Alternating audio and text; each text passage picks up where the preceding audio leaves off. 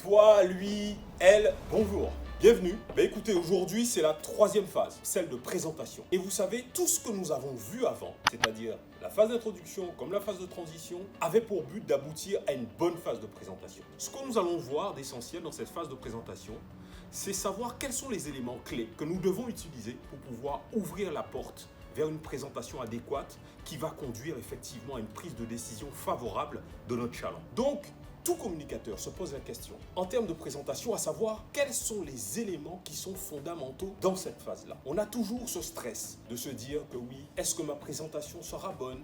Est-ce qu'elle sera en adéquation avec les besoins du client? Ces interrogations, elles sont normales. Je vais vous donner justement les clés vous permettant de ne plus avoir cette pression, mais de la transférer sur le client. De vous dire que ce n'est pas vous à avoir la pression, mais c'est plus le client ou votre interlocuteur à avoir cette pression. Je pense que tout un chacun, toute personne est désireuse de connaître qu'est-ce qui permet de transférer la pression qui habituellement est sur celui qui communique vers celui qui écoute ou qui reçoit l'information. Donc voilà, la phase de présentation, c'est une phase, comme je vous le disais précédemment, qui a pour but de pouvoir échanger sur les bienfaits que vos produits ou vos services peuvent procurer à votre interlocuteur. Donc, l'important en prime abord, c'est de pouvoir être KISS. Garder la présentation la plus simple et la plus courte que possible. En anglais, on dit « keep it short and simple ». Effectivement. Donc, il ne faut pas faire ce qu'on appelle de l'oversell, c'est-à-dire tartiner, mettre plein de choses en disant par exemple que quand vous allez à la guerre, imaginez, vous ne savez pas où se trouve l'ennemi, même si vous êtes avec plein d'armes, si vous tirez partout, ouais, mon produit fait ci, fait ça, il est meilleur par-ci, par-là, mais le client, il est de telle couleur. Le client, vous ne savez même pas ce qu'il souhaite, mais vous êtes déjà en train de développer des attributs, des avantages, des caractéristiques qui vous semblent être a priori en phase avec les besoins du client, alors qu'en réalité, vous ne les connaissez pas, les besoins.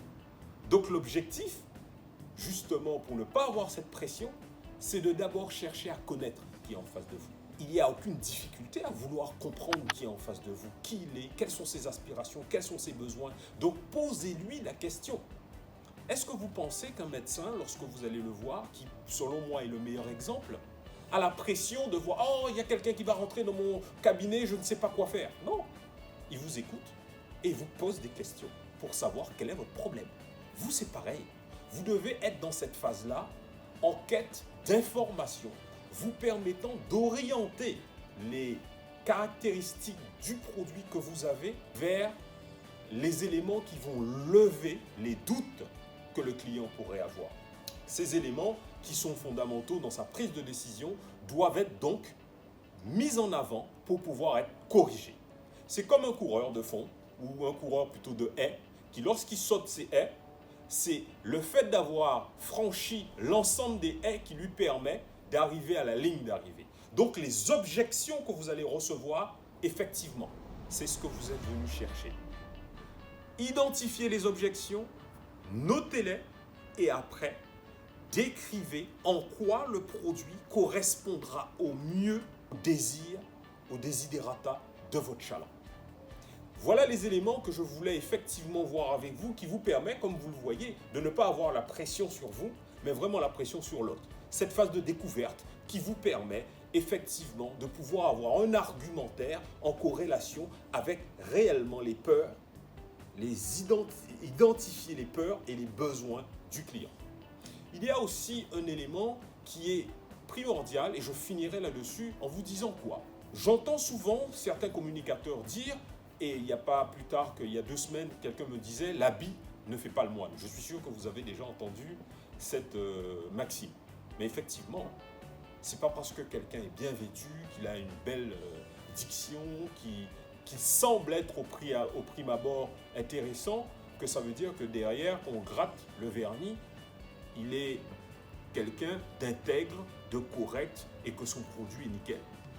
Mais par contre, lorsque nous allons dans une église, si on prend cette analogie, comment on arrive à identifier un curé d'un fidèle? Par son habit. Si vous jouez au tennis et que vous y allez habillé en footballeur, vous pensez qu'on va vous considérer comme quelqu'un de normal mentalement? Non. Donc, même si l'habit ne fait pas le moine, ça veut dire que derrière vos vêtements, derrière vos attributs qui montrent que vous êtes en affaires, vous devez avoir aussi cette capacité de pouvoir être en corrélation avec votre sujet. Je vous invite donc, même tous les jours, de pouvoir effectivement revêtir les habits de votre fonction. Parce que ça fait la différence. Et que lorsque vous faites la différence, ça vous permet d'être en adéquation avec votre sujet. Je vous remercie de m'avoir écouté en vous demandant de me laisser des commentaires, d'appuyer sur la cloche, en vous abonnant et à la prochaine. Merci.